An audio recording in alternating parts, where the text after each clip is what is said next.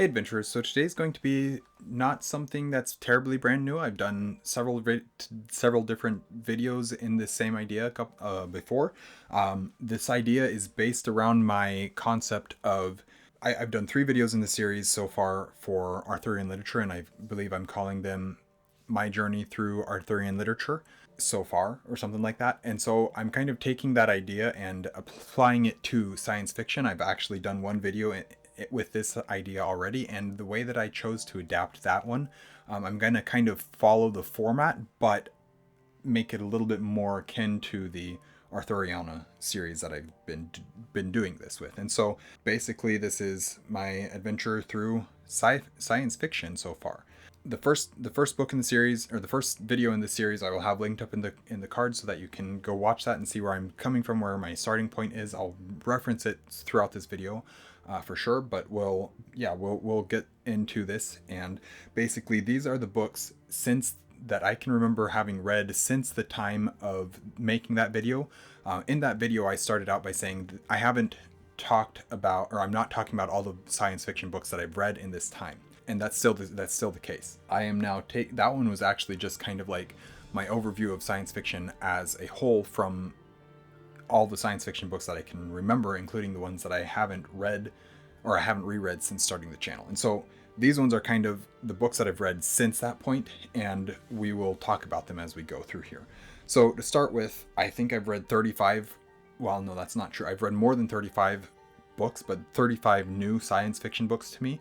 And some of these I've read more that were rereads of things. Like, for example, I reread Hunger Games. I don't remember if that was before or after I did that video. I think it was. I don't remember if I have reread Hunger Games since I made that video or not. But I've reread The Giver specifically. I remember that one, and there's been a couple other ones. Dune, the first Dune book, I've reread.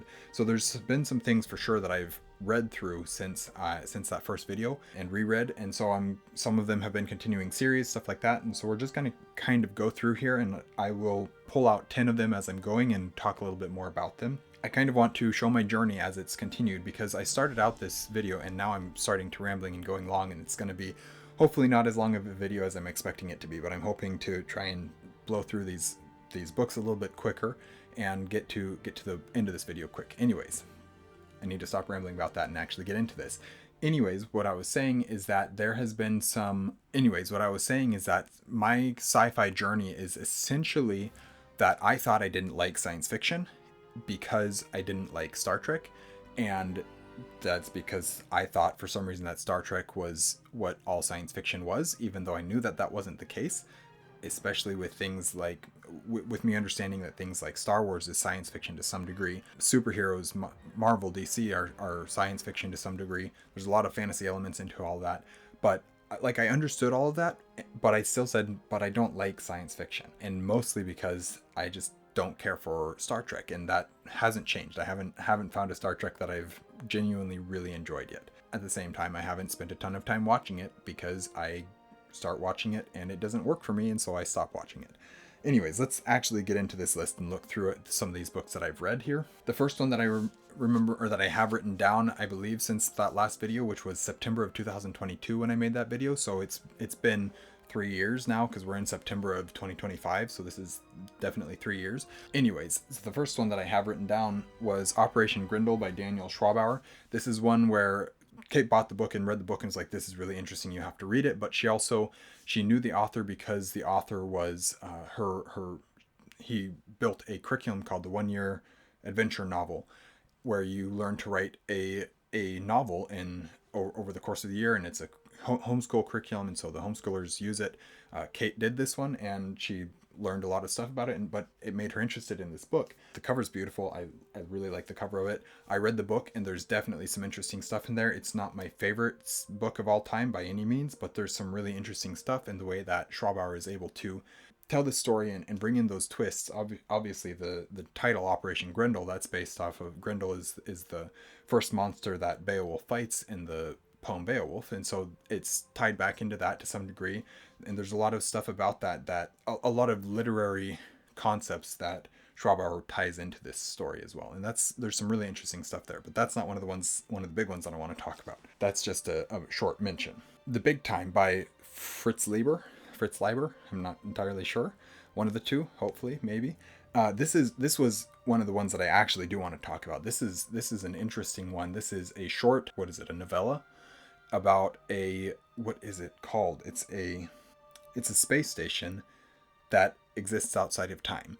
And so you'll get all these people from various times in the future, in the past, in the present, that all come to this space station, and there's a mystery, and like I think there's a bit of a murder that goes on here, and these some vying factions because there's a big war going on out in the galaxy, but this is kind of a safe space supposedly, and just weird sci-fi concepts that really were fun to me. But also specifically what really made me enjoy this one was Lieber's writing, the way that he was able to craft this story. And there's a bit of humor, there's a lot of heart, but it's just like a really interesting science fiction tale that the concepts intrigue me. I understand them well enough that I can actually follow the story that's going on.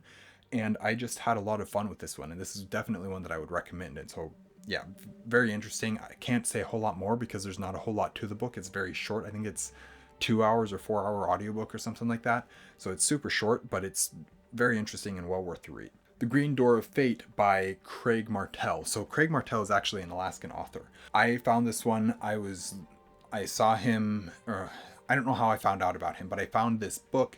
This is a free audiobook that was on his website. I don't know if it still is, but I read this one and was fascinated by it because it's military sci-fi, and so we get everything from a very militaristic premise, from that, like, that's the viewpoint that we're getting, is the military. And what has happened is they found this green door in space, and they don't know how to open it. They don't know what it is. They don't know if it's actually a door. Like, they don't know what it is. And so the story revolves around this and how people's reactions to it are, and how that has to transfer back to Earth and the politics of Earth and everything in the media. And just, it was so interesting to me, so intriguing to me. It's another one where I just kind of was like blown away by what can be done with a sci-fi short story, and just absolutely wonderful story. I haven't read more Martelle yet, but I want to. Craig Martelle, I think that's right. But yeah, just fantastic, and I want to read more by him. The Dead Zone by Stephen King. This is one where this was my first Stephen King. I read it. I didn't care for it. I liked a little bit about it. There's an entire chapter that could just be deleted and it wouldn't affect anything at all. In fact, it would improve the book. There is a very unsatisfying ending. I don't like the way that he wraps up and concludes that story. It doesn't make sense. I really, really liked the opening of the story. And then from there, it just kind of fell apart. I didn't care for much after that, and it was kind of a drag to get through it. So I did finish it, but I unhauled that book, and we'll move on. Authority by Jeff Vandermeer. So this is, in my first video, I talked about Annihilation being one of my favorite books I've read, and I still wholeheartedly stand by that. Authority is book 2 in the series, and I don't agree. Or it's still good. It's still good. It is not nearly as good as Annihilation. Annihilation is just like top tier science fiction, story writing. It's just fantastic. Authority book 2 is still pretty good. There's a lot of interesting things with it. It's not nearly as good. So moving on. Aberration by Kathy McCrum. Another one where I read and talked about the first book in the series, which is Recorder, in my first video, in that first video that I was doing. So Aberration is the sequel to Recorder. This is the Children of the Consortium series, and obviously the cover is beautiful, eye-catching, just intrigues me with the cover alone. But this is another one where I went into it. I really enjoyed the first one, and kind of all those thoughts just kind of, I'll say go refer back to that video to hear my thoughts on Aberration, because that's my thoughts on Aberration are just a similar continuation of my thoughts from Recorder. The Time Machine by H.G. Wells. I don't believe I have a physical copy of this, so I'm not going to try and pull it out. Probably my family does somewhere, and that's fine. I'm just chose not to go searching for it because I don't know where to find it. But The Time Machine is a classic sci-fi novel that I remember reading, I think, a Great Illustrated Classics as a kid, and I loved the story when I reread it a couple of years ago. I know a lot of people don't think that it's anything that special, but I just really had fun with it. I really enjoyed the atmosphere. I really enjoyed the way that H.G. Wells crafted that story in the way that they were doing it, and looking at humanity, looking at futures and stuff like that. I just found that fascinating. I don't know where it's moving on from that. I don't know where this is supposed to belong, and I don't remember exactly. Actually, I'm not moving on from the Time Machine yet. So the Time Machine, though, is another one where it's a classic. A lot of people think it's not that great. It's just kind of you read it because that's where sci-fi came from, and so you follow that out because that's what you do. I really, really enjoyed the Time Machine and would definitely recommend it. I think that it was a lot better than people tend to give it credit for. I know a lot of people have seen those tropes being done over and over again. I am not one who likes time travel as a trope, as a storytelling trope. I don't think it works very well, and I don't enjoy it very much. So there is that, but the fact that I don't enjoy time travel, but then I go back and read the Time Machine, which is kind of in a lot of ways like the beginnings of the popularization of that trope, and I really loved it. I really enjoyed it, and I really enjoyed the way that Wells was able to look at time travel and use it to tell the story that was being told as a look at humanity. And so that just very interesting. I really enjoyed that. I don't know if this was before the last video or since then. I thought I read it somewhere around the time of the Time Machine, and I'm just realizing that I forgot that I didn't write it down on this list as I was going.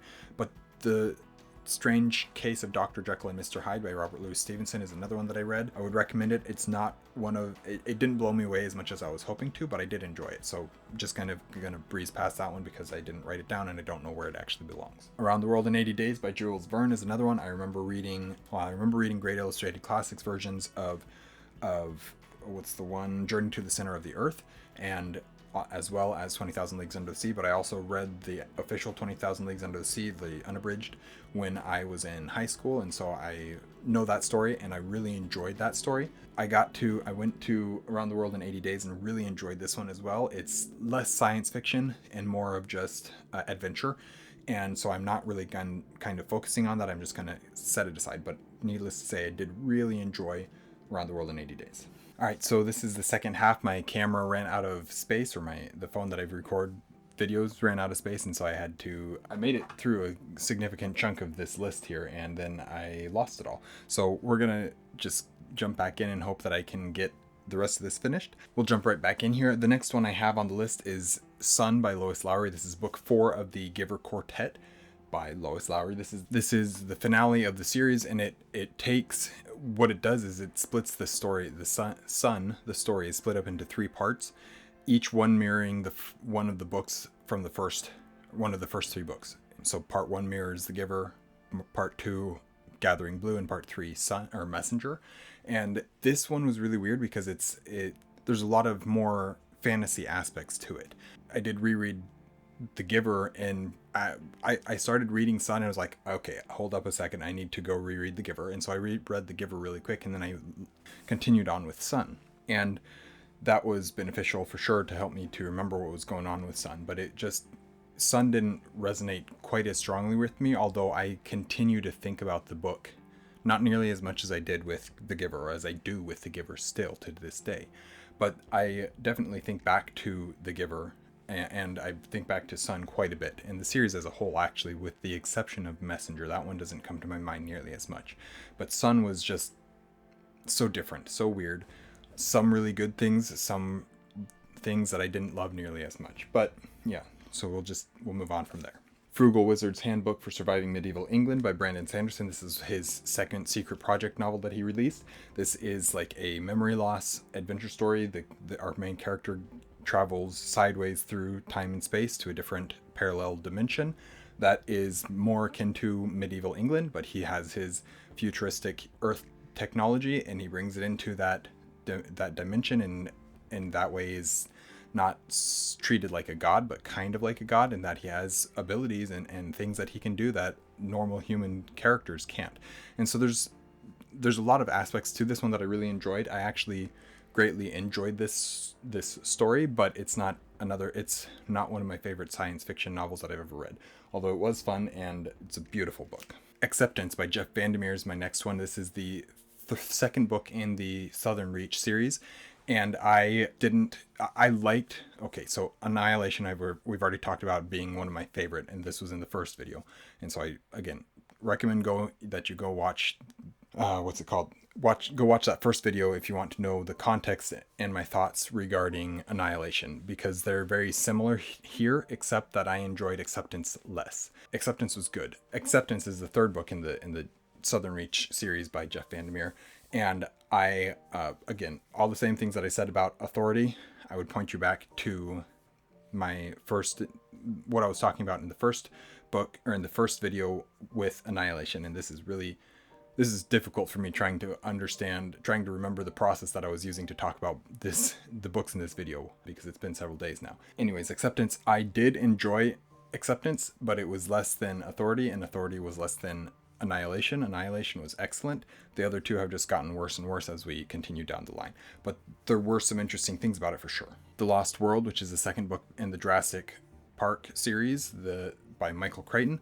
I think I talked about Jurassic Park in the first part of this, in the first video. So again, refer you back to that video for my thoughts on that, for more complete thoughts. And one of the things you'll notice is usually sequels on this list I won't talk about in nearly as much detail, because there's more. You can go find out my thoughts about them. I do think that there's aspects of The Lost World that I enjoyed more than Jurassic Park, but I think as a whole, Jurassic Park is a stronger novel. But again, dinosaurs, that's great fun. I love dinosaurs. Then I have Thrawn by Timothy Zahn. This is a canon Star Wars novel about the character of Thrawn, Mithran Yorodo, I believe is his name. And Timothy Zahn, his Heir to the Empire trilogy is one of the most well received EU trilogies of them all, and books. People love those books, with the first series that he wrote about Thrawn, the original Thrawn trilogy as it's also known. And I have not read those yet. I do want to, and I do plan to at some point. I just haven't gotten to them yet. However, Thrawn is one that I love the character. So I knew about Thrawn because I know Star Wars, but I didn't really meet Thrawn until I was introduced to him in Star Wars Rebels. At that point, once I met him in Star Wars Rebels, then I was like, okay, this is a great character, as I knew he would be because I'd heard so much about him. And so that made me interested in Thrawn. Disney decided to release some new Thrawn novels, and the fact that it's still by Timothy Zahn really helped me to be like, okay, these are ones that I definitely want to go to and read, because I know that I'm going to most likely enjoy them. I did really, really enjoy Thrawn. It's slow, almost to the point of boring, and that is kind of a negative at some points, but at the same time, there's a lot of fascinating, what's the word that I'm looking for? Philosophy. There's a lot of interesting philosophy, and as I was looking through here, I see words like military strategy, lethal warfare into the highest realms of power, and infamy, most cunning and ruthless, and things like that. And those words are, while yes, they do apply to Thrawn, it's not in a villainous way. It's just he's a very, very smart character, and I love seeing that. I love seeing that character who is just willing to sit back and watch and understand and figure out what's going on. And that's really fun for me, and I did genuinely really enjoy Thrawn.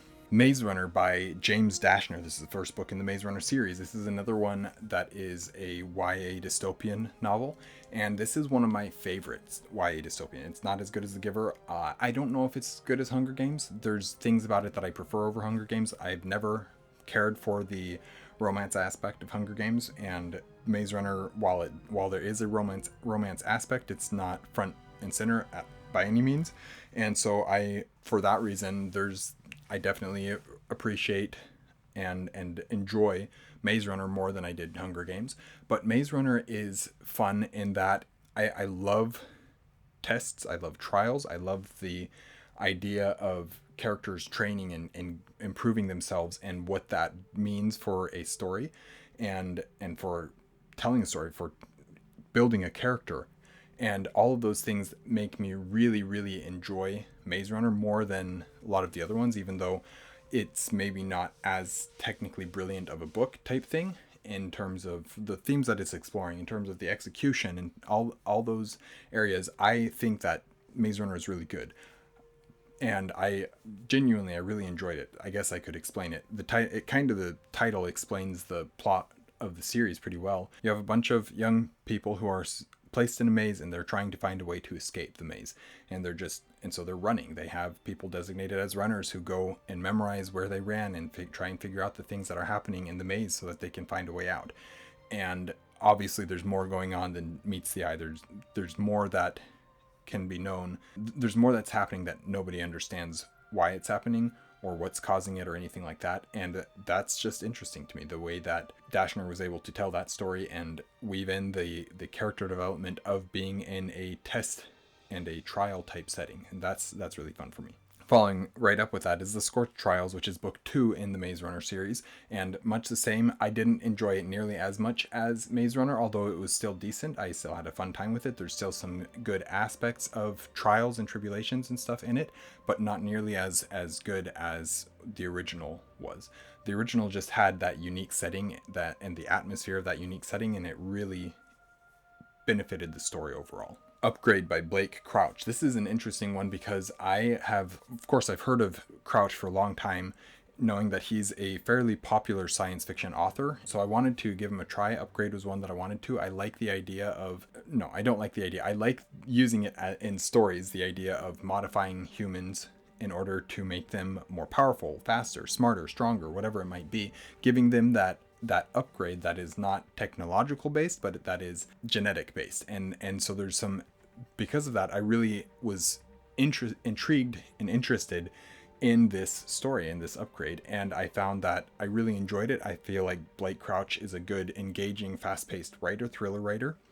But the thing that I had a little bit of a problem with Upgrade is that essentially I felt like he ruined the stakes a little bit. He made the stakes not so important or powerful as you move towards the end of the story. And it kind of peters off towards the end. I don't feel like he stuck the ending nearly as much as he needed to. And so what was a strong start and a strong premise kind of just petered off as we moved towards the end. And that's a little bit unfortunate. Overall, I appreciated it, and I thought, okay, I want to read more from Crouch because I think that maybe some of his other works are going to suit me better. And I still think that's the case, and I'll talk about that a little bit more when in an upcoming book that I talk about. So then I have Fahrenheit 451 by Ray Bradbury. I don't know if I've already talked about Ray Bradbury anywhere, but previous books that I'd read by him before this were Something Wicked This Way Comes and maybe The Halloween Tree. I don't remember if Halloween Tree was before or after Fahrenheit 451. However, Something Wicked This Way Comes is fascinating. One of my favorite books that I read the year that I read it. Fahrenheit 451 is the same deal. Again, another dystopian science fiction story where these characters, we definitely are away from the fantasy aspects in this one. It's very much a philosophical thought experiment in many ways of where are we headed based on the trajectory of our current social climate and the things that are happening in our world today. How could we get there? And of course, this was written 1951, I believe, is the original copyright date of this.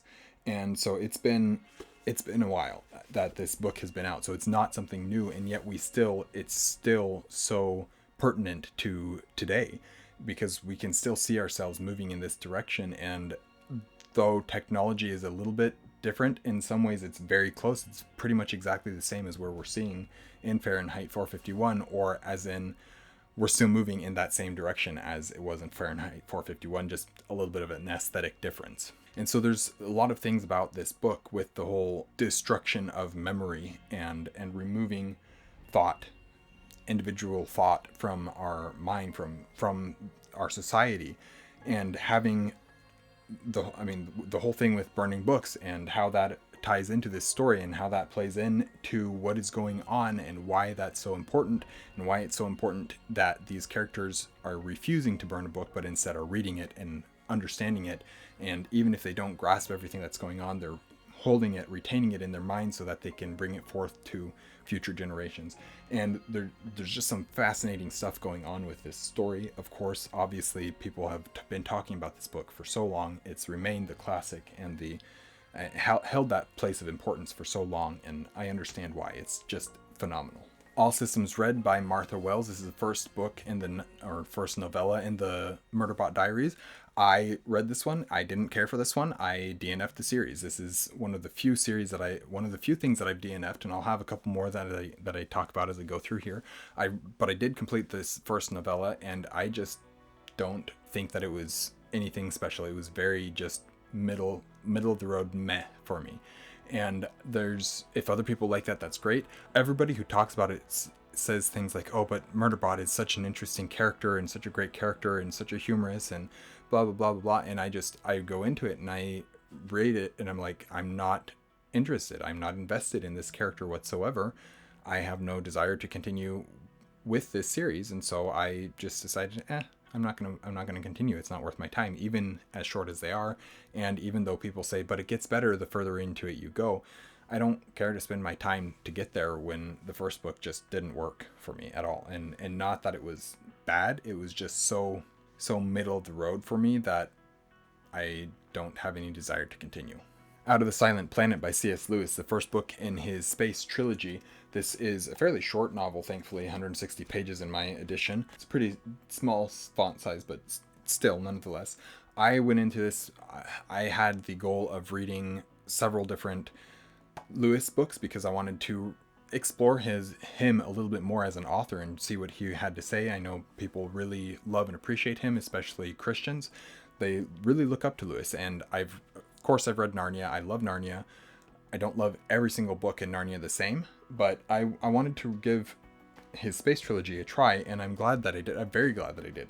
I really like Out of the Silent Planet. I think there's some really interesting things going on here. I really like getting to explore this new atmosphere, this concept of what is this planet, what is happening on this planet, where are we at, what does it mean for the rest of the world, for the rest of the universe. And of course we know that it's not accurate, and so in that way it becomes more fantasy than it is science fiction. But even with that, Lewis was never intending for it to be science fiction in the way that in the way that we think of science fiction as looking into the future, hoping for a better tomorrow type thing, or looking into the future fearing tomorrow type thing. But rather, this is a look at our world through a more spiritual lens, through a more Christianity is real. And Lewis knows that, and he understands that, and he's trying to present a story to ask some questions and to see what answers he can come up with for himself. And in that way, I really appreciate it. I don't find that it's as immersive of a read as some of the Narnia books are, where you're just so invested in the story being told. This is kind of something that I've noticed with sci-fi a lot, is I read the sci-fi more for the ideas than for the story itself.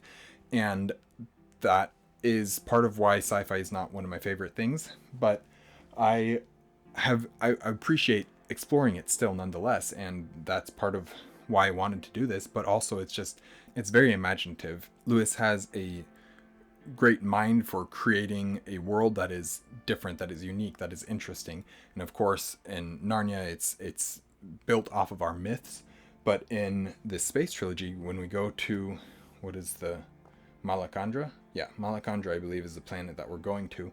And we learn some interesting things about that planet and what it means and how the planet works, how the ecosystem works, how the races, the alien races exist, and how they work together, function together as their own thing.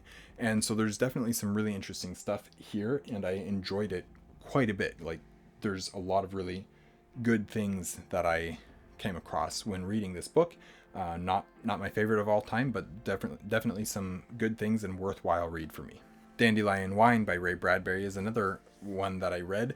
And again, like I talked about with Fahrenheit 451, this is just an excellent novel. Bradbury is easily one of, just like very quickly becoming one of my favorite of all time authors, even though I've only read 6 of his books at the moment, I think. Something like that, maybe 7. But I'm really enjoying Bradbury, and Dandelion Wine is no exception. Dandelion Wine tells the story of summer and of life and of living, and what that means. The thing about it is it's not terribly sci-fi, and so I'm not really holding it up on this pedestal as a sci-fi book. I'm just mentioning it because there are some science fiction aspects to it, but primarily it's just a book about life, and I really enjoyed that. An Acceptable Time by Madeleine L'Engle. This is the, I don't know, the fourth or fifth book in the Time Quintet series, and I believe I talked about A Wrinkle in Time in my first video, and I would say the same thing regarding all the other books in the series. Some of them I've enjoyed more, some of them I've enjoyed less. Some of them get more fantastical, some of them stay more science fiction based, and some of them I don't care for. A Wrinkle in Time I genuinely think is a fantastic novel. It's a very interesting, very weird science fiction novel, but I really appreciate it and really enjoyed it. An Acceptable Time, I don't have a whole lot more to say about it other than it's a time travel, and just like most of the time with time travel stories, it doesn't work for me because I see the holes in the time travel, and I don't care for that aspect of it. Another interesting one for me, because it's not actually science fiction, but Dreamer Awake by Liam Cutie Hall. This is a story that is more fantasy and cyberpunk than it is science fiction, which that's kind of, let's see, inspired by the classics of sword and sorcery and cyberpunk. That's what it says on the book back here. And so I can tell that that cyberpunk aspect of it is a very science fiction idea and mentality and approach to storytelling. And so I can look at it and appreciate it for that side, that part of storytelling. And so I definitely appreciate this book greatly for that. But at the same time, this is not really truly science fiction. It's very much a fantasy novel with some science fiction, some cyberpunk specifically elements in that are woven in and brought into this story. Yeah, I like it. I thought this was great, but it's not really truly science fiction. I just wanted to mention it because it is science fiction-y enough that I feel like it can belong on this list, and it teaches me a little bit about some science fiction aspects, but also because it's written by my friend Liam Cutie Hall, and so I wanted to mention that as well. The Illustrated Man by Ray Bradbury. Again, we're talking Bradbury here. Illustrated Man is interesting. Illustrated Man is weird, and it's very, very sci-fi, very heavy on the sci-fi. I don't feel like it's as impactful to me as Fahrenheit 451 was, but I also know that I am not terribly impacted by short stories generally. I can enjoy short stories, and I do, and I've actually been enjoying them more and more as I continue to read, partly because I've been reading Bradbury's short stories. But as far as The Illustrated Man goes, this is a story that there is kind of a frame narrative that ties all the stories together to some degree, but it's not really a complete overarching story, and in that way I don't have as much of an emotional impact from the story as I would from something like Fahrenheit 451. Still fantastic, definitely recommend reading it, but not nearly as impactful to me as Something Wicked This Way Comes, Dandelion Wine, or Fahrenheit 451. Then I have two DNFs here. One is Heirs to a Flawed Creation by E.L. Montague. And this is a book that the author sent me. I didn't know if I was going to like it. He didn't know if I was going to like it, so I gave it a try on audio, and I got to a point where I was like, I really don't care if I continue listening to it, and so I put it down. There's some very interesting things in it, and some aspects of it that I was really impressed by and really intrigued by, and I wish that I enjoyed it. I really wish that I enjoyed it more than I did, because there's some fascinating concepts being explored. This book is primarily focused on androids and cyborgs and how that influences society, and so that's kind of a cool concept, and I enjoyed exploring it, but just overall it didn't work for me. Absolution by Jeff Vandermeer. This is the fourth book in the Southern Reach series, and this is one where I was enjoying the first part. I enjoyed the second part a little bit less. Or maybe, no, I enjoyed the first part was just like, okay, let's see where this takes us. The second part was like, okay, now I'm kind of intrigued by this. And then the third part, he used the F word so many times, like literally more than any other word more than all the other words combined in that whole part. And so I was just like, I'm done. I don't want to press play ever again on this book. And so I put it down and DNF'd it. And I'm sad about that, because I really enjoyed Annihilation, and I enjoyed Authority and Acceptance enough that I wanted to continue with the story, and I just couldn't. I got to a point where I just could not continue. Dark Matter by Blake Crouch. This is the second Crouch that I've read, and I, again, had a lot of similar thoughts. Dark Matter deals with alternate realities and parallel universes, and what is it called? multiverse. It's another concept that I generally tend not to enjoy, just because I don't think that it works very well. It's not a concept that intrigues me. It's not a concept that I feel like is realistic at all, although there are some interesting things that can be explored with it, and I feel like to some degree Crouch did explore that a little bit, but that wasn't the point of the story, and because of that I was able to appreciate what the story was saying and what the story was talking about, even if the overall setting was not something that was terribly interesting to me. Again, Crouch rates thrillers, they're science fiction thrillers, and you get pulled into them. You get sucked into the story that's going on, and it goes fast, and you push through, and you get to the end of the story. And I feel like I appreciated the ending of that story, but at the same time, you're kind of left with questions, and I do think that's intentional. Or not so much questions as doubts. You're doubting the ending that you're getting, and I do think that's a little bit intentional, especially due to the way that Crouch decided to write that story. Next is Paralandra by C.S. Lewis. This is the second book in the Space Trilogy. A lot of similar thoughts to what I had with the first one. I enjoyed a lot of the new setting that we're getting to explore. There's some really interesting things with that. Very imaginative world once again. I like some of the answers that the questions that Lewis was asking with this one, the theological questions and the answers that he was coming up with. Whether I fully agree with him or not doesn't really matter to me, because I liked the process of him asking the questions and trying to get those answers. Unfortunately, what that means, though, is that he's not focused on telling a great story. He's focused on these other themes, these theological questions. And because of that, the story suffers to some degree. I do appreciate and enjoy the book, but it's not my favorite, and I didn't enjoy it quite as much as Out of the Silent Planet. Then The Death Cure by James Dashner. This is the third book in the Maze Runner trilogy, or Maze Runner series, and much like my thoughts of the first two books, I really enjoyed it.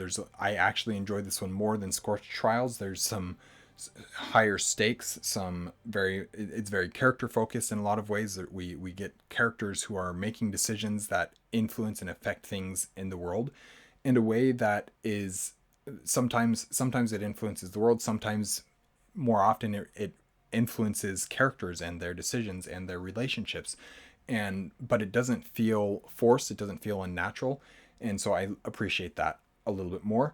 That's about all that I have to say for that one. Dune Messiah by Frank Herbert. So I've talked about Dune in my first video, so I'd refer you back to that one. Dune Messiah is one where I need to do a reread to fully understand it. I grasped it well enough, but I want to do a reread so that I can really understand the intricacies of all that's going on. I feel like I did an okay job with it, but not a fantastic job, not like I need to. And so I want to reread it and get a little bit more of that, but it's a great story, very interesting continuation of what's happening in the first Dune book, and that's about all that I have to say about it. Legion, The Many Lives of Stephen Leeds by Brandon Sanderson. This is a trilogy of novellas that Sanderson wrote that are all about the same character, and he wrote the first book, and he said essentially that he couldn't stop thinking about the character, and so he wanted to go back and write some more stories about the character. So he wrote the second book, and he wrote the third book, and in that third book he kind of wrapped it all up. He pulled in pieces and made connections between the first and second book into that third book in order to make an overarching story, and then he bound them up into a single book, which is Legion, The Many Lives of Stephen Leeds, even though the three novellas each have their own title as well. This was an interesting one for me in a lot of ways. Part of it was I was burnt out on Sanderson, or I thought I was, and then I read the book, and I started the book and I said, I don't want to read this, I don't know why I'm doing this, and I just let it play for a little bit, and I got interested. I got invested in the story that was being told. I feel like Sanderson used some actual genuinely interesting concepts in these three books, and in stories, I guess, in these three stories, in order to tell a overarching story that it had me intrigued, and the concepts that were being played with, the way that that Sanderson was exploring them. I don't always agree with his conclusions, which is fine. I don't need to agree with the story's conclusions for me to enjoy the story itself. And I also don't feel like Sanderson is just the most excellent writer ever to exist or anything like that, but I enjoyed these ones quite a bit, and I actually, you won't be seeing my review of it for a while. I filmed my review, but I haven't. It's going to be ways down the line before you get to my review. But I have thoughts on this series, and so I wrote my thoughts down and I made a review, as I do with all the books that I read pretty much. And so I would point you to that, but it's going to be who knows how long, months down the line before we get to it. So yeah, I don't know what to tell you there. Interesting. This is an interesting story. I know that he uses a lot of he looks a lot into the mental illness, the mental health of this character as a means of telling the story. And that's not something that I was focused on with my reading, but it was something that is there. And so some other people have some better thoughts in regards to that. I would refer you to go watch those videos. But as far as I go, the story itself, the concepts that were being played with, a camera that can look into the past, a genetic modification system where you can, or genetic, a genetic storage space, essentially. It's like a genetic thumb drive where you can store information in your genetic code. That's interesting. And then the other one was artificial reality influencing society and removing free will. And so there's some concepts and some ideas that Sanderson plays with, and then he ties them all together that I really found interesting. And so I do think this is worth the read, even if you aren't the biggest Sanderson fan. I think that this is interesting and different enough, even though his writing is still the same. Then I DNF'd The Left Hand of Darkness by Ursula K. Le Guin. I started listening to this one, and Le Guin's not a super long, she doesn't write super long books, and I think it was about 45% in, and I was just like, there's nothing here for me. I'm not interested at all in this story and what's going on, and so I'm going to DNF it, and that's really all I have to say about it. It wasn't for me. It wasn't working for me. I wasn't interested at all in the story. The October Country by Ray Bradbury, and this is the final Bradbury that I have on the list and the final one that I've read so far. I'm going to read more pretty soon here, but October Country is interesting in the sense that it's another short story collection like Illustrated Man was. It's less science fiction and more weird fiction. There is some scientific aspects to it. There's some fantasy aspects to it. This is my least favorite Bradbury that I've read so far, but not that it's bad. It's just my least favorite that I've read so far. I actually think that it's really good, and it really helped me to appreciate short stories a lot more than I've been intentionally looking at short stories, trying to understand short stories. And so seeing it is beneficial, and what primarily why I appreciate October Country as much as I do is because it was able to help me understand and appreciate short stories more. Next one I have is another Star Wars novel, and that is Aftermath by Chuck Wendig. This is essentially the aftermath of the Battle of Endor, the destruction of the second Death Star, the fall of the Empire, the death of Vader and Palpatine and Emperor Palpatine. And so like there's a major collapse and a major power vacuum in space, with the New Republic trying to come to power and provide order to the galaxy after this galactic civil war. And so there's some interesting things with that. There's some ideas being played with. Definitely an interesting time period, one that I feel would be excellent for storytelling in Star Wars. And Aftermath was decent. It was fast paced. You get engaged in the story. But I feel like Wendig doesn't do an excellent job at capitalizing on the things that he needs to capitalize on, and he makes it more just like a fast-paced story rather than an actual deep exploration of what is going on at this time and how that can relate. And he tries and he does some things, but it doesn't fully work for me. Decent. I enjoyed it well enough to continue the trilogy, but it's not something that just blew my socks off or anything like that. Sunrise on the Reaping by Suzanne Collins. This is the fifth book in the Hunger Games series, but it's the second book chronologically. It takes place at the 50th, I believe, anniversary, or during the 50th Hunger Games, that's the word. And it tells the story of Hamish Abernathy, and that's an interesting story to tell. Just like I've talked about with the other Hunger Games books, it's worth a read for me. It was good. One of the better Hunger Games books. I don't actually hate any of the Hunger Games books, including Ballad of Songbirds and Snakes, but this is better than Ballad, and it was fun to see Hamish's story. Disturbing, lots of capital manipulation and things going on with that, as you would expect.